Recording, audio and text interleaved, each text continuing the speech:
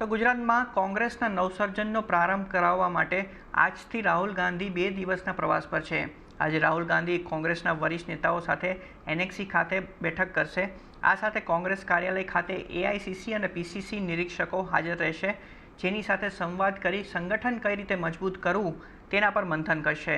તેઓ આવતીકાલે કોંગ્રેસના સંગઠન સર્જન અભિયાનની મોડાસાથી શરૂઆત કરાવશે। સમગ્ર દેશમાં પાયલોટ પ્રોજેક્ટ તરીકે કોંગ્રેસ અરવલ્લી જિલ્લાથી શરૂ કરશે।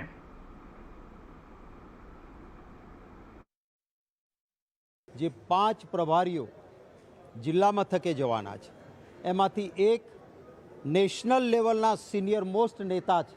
આખા રાજ્યના પ્રભારી રહ્યા હોય, મિનિસ્ટર રહ્યા હોય, સાંસદ રહ્યા હોય, એવા સિનિયર વ્યક્તિ જિલ્લા મથકે સેન્ટ્રલમાંથી આવેલા અને 4 વ્યક્તિઓ અમારા ગુજરાતના, એમ 5 વ્યક્તિઓ જશે। આપણે ગુજરાતમાં કહેવાય છે ને, પંચ ત્યાં પરમેશ્વર।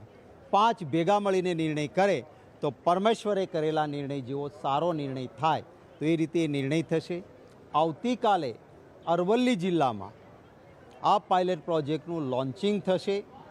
અરવલ્લી જિલ્લામાં દરેક બૂથથી એક વ્યક્તિ આવે એ રીતે કાર્યકર્તા આવશે અને એમનો રાહુલ ગાંધીજી સાથે વાર્તાલાપ થશે। તો કોંગ્રેસ ગુજરાતમાંથી એક અનોખો પાયલોટ પ્રોજેક્ટ શરૂ કરવા જઈ રહી છે। રાહુલ ગાંધી પણ ગુજરાત પહોંચી ગયા છે। આ પ્રોજેક્ટની વિશેષતા શું છે અને તે શા માટે લોન્ચ કરવામાં આવી રહ્યો છે, તે જણાવી રહ્યા છે સંવાદદાતા કેતન જોશી। આવો જોઈએ। સર્જન અભિયાનનો કોંગ્રેસ છે આખા દેશમાં એક પાયલોટ પ્રોજેક્ટની શરૂઆત કરવા જઈ રહી છે, પરંતુ એનો પ્રારંભ છે એ ગુજરાતથી થવા જઈ રહ્યો છે।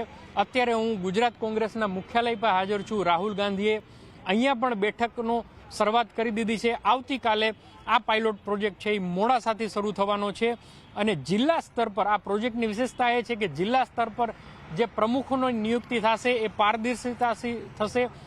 પછી ચૂંટણીની ટિકિટો આપવામાં પણ જિલ્લા પ્રમુખને સામેલ કરી દેવામાં આવશે, કારણ કે અત્યાર સુધી એક ફરિયાદ એવી પણ ઉઠી હતી કે કોંગ્રેસના જિલ્લા પ્રમુખને એમની જે સૂચન છે એને ધ્યાનમાં નથી લેવામાં આવતા। તો આ પણ જે ફરિયાદ છે એને દૂર કરવામાં આવશે અને આ પ્રોજેક્ટ ધીરે ધીરે આખા દેશમાં લાગુ કરવામાં આવશે।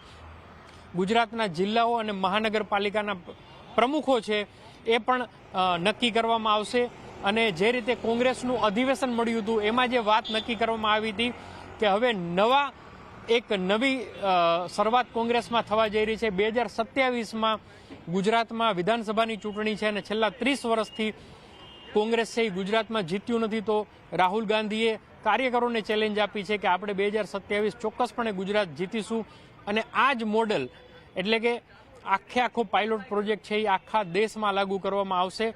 રાહુલ ગાંધી સતત 2 દિવસ ગુજરાતમાં રહેવાના છે। મિટિંગનો ધમધમાટ છે। મોડાસામાં કાલે બહુ મોટું અભિયાન છે અને ત્યાંથી જે પ્રોજેક્ટની શરૂઆત થશે એને આખા દેશમાં લાગુ કરાશે। તો જોવાનું એ ખાસ રહેશે કે આ પ્રકારની જે કસરત કોંગ્રેસ કરી રહ્યું છે એ ખૂબ સારી વાત છે, પરંતુ કાર્યકરોની અંદર તેનો કેટલો ઉત્સાહ જોવા મળશે એ આવનારો સમય બતાવશે। કેતન જોશી, અમદાવાદ।